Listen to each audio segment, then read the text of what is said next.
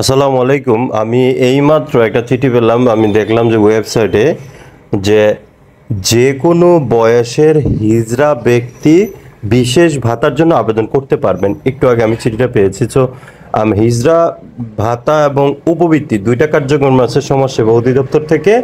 তো উপবৃত্তি যারা পায় তারা উপবৃত্তির জন্য আবেদন করবে যথাযথ নিয়মে। সে যে ক্লাসে সেই ক্লাস অনুযায়ী, সেটা স্কুল, কলেজ, বিশ্ববিদ্যালয়, অনার্স মাস্টার যে ক্লাসেই থাকুক সেই ক্লাসের অনুযায়ী আবেদন করতে পারবে। আর হিজড়া ভাতার জন্য আগে লাগতে হচ্ছে 50 বছর। আর এইবার হচ্ছে এই আজকেই পরিপত্রটা পেলাম, চিঠিটা পেলাম যে যে কোনো বয়সের যে কেউ হিজড়া ভাতার জন্য আবেদন করতে পারবে। মানে 50 বছরের নিচে যে কারো বয়স 20, 30, 40, 50 যেটাই হোক, 10, 12 হতে পারে, যেমন স্কুলে যায় না একেবারেই সাধারণত।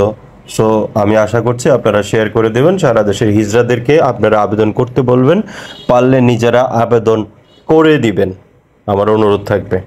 ধন্যবাদ সবাইকে। আসসালামু আলাইকুম।